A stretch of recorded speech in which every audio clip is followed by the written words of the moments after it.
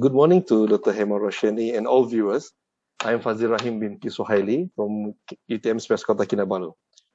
Before I start my presentation, today I have with me our group members, Mr. Azri Henry Song, Mr. Darius Molipat, and Mr. Zulfikar bin Rafi, which they will present their main point or main ideas after I have completed presenting my part.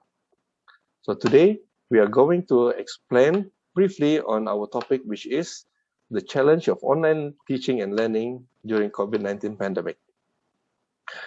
So, as we all know, this COVID-19 outbreak has caused the Malaysian government to close all the educational institutions until further notice. Regardless of this pandemic, all teaching and learning should be continued on online mode to ensure all students are not left behind in their studies. So the first main idea of our topic is educators are finding it difficult to conduct online courses.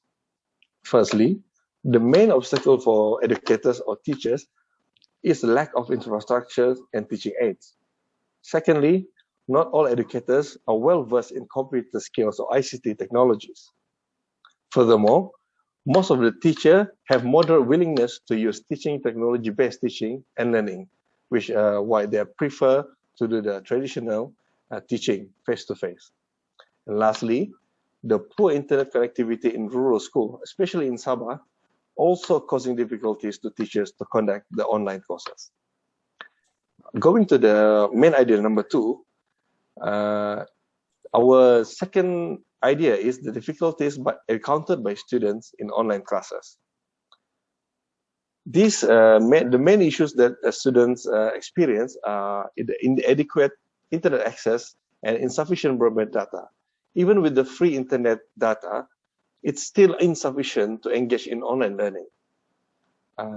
Secondly, all the students in higher education are experiencing the financial crisis due to rising operating costs in learning. Not only they have their student loans, they also need to prepare themselves to buy a gadget and data for the online learning. Other than that, a lack of connection between teachers and students can also demotivate them to participate in online learning. Furthermore, the student may experience worries and stress as a result of spending too much time on the computer and also finishing up the assignments. And lastly, the unpleasant learning environment at home is also causing difficulties for students in online classes. That's all for my part. Next, I will invite my other fellow group member, Mr. Darius, to present his part. Thank you. Okay, thank you to Mr. Fazli. My name is Darius and will present main idea number 3, working to improve the teaching experience. So here we have 4 points that we put in our poster presentation, which is number 1, synchronization of online learning platform. This can reduce some of the problems students have when interacting with various of platforms. The second point is to obtain skills of technological proficiency. So to ensure the seamless and successful operation of the online classrooms, all teachers must possess a particular level of technological expertise.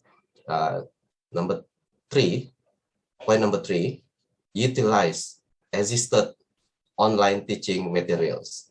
So we make advantage of any additional online education tools that may be accessible, such as YouTube videos and online quizzes to supplement your learning.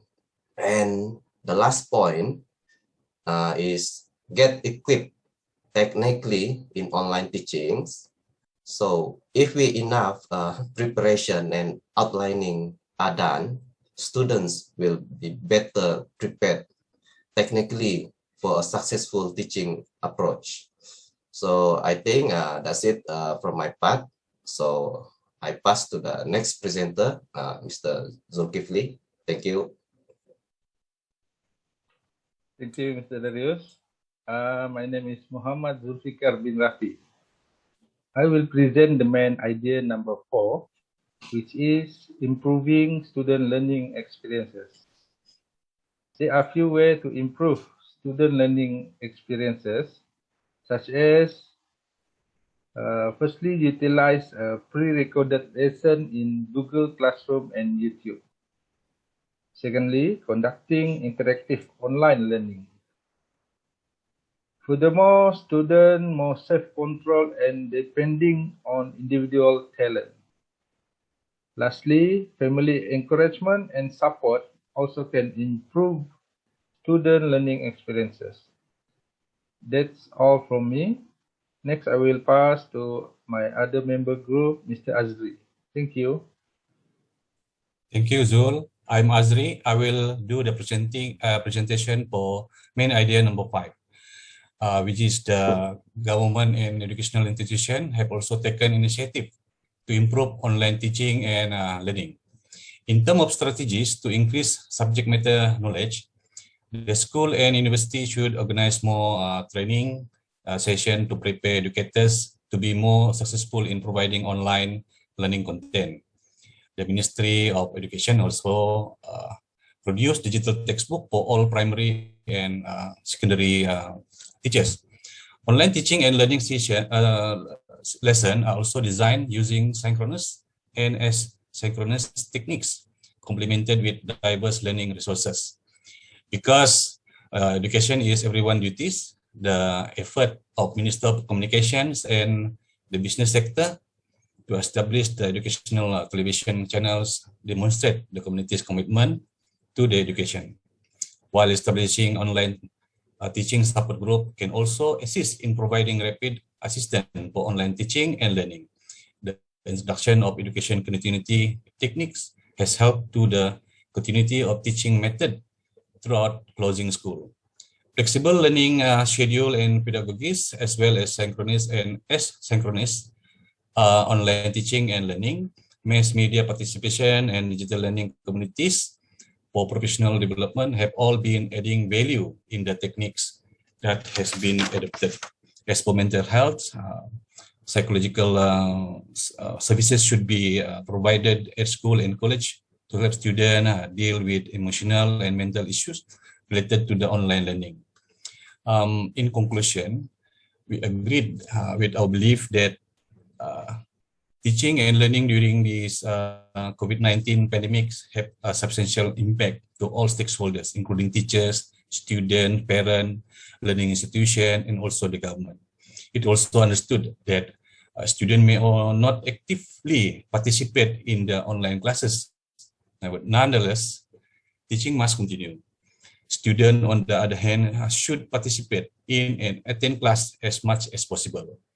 Since online teaching is completely adopted, students' self-discipline and parental cooperation in monitoring their children are necessary.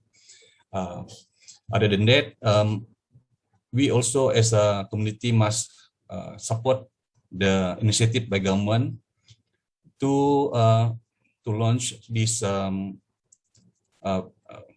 online educations in university and also in the primary and secondary schools. That's all for me. Then I will back to the Encik Fazli. Thank you. Thank you, Mr. Azri. And so with that, we will end our presentation today and hope you all enjoy the presentation. Thank you very much.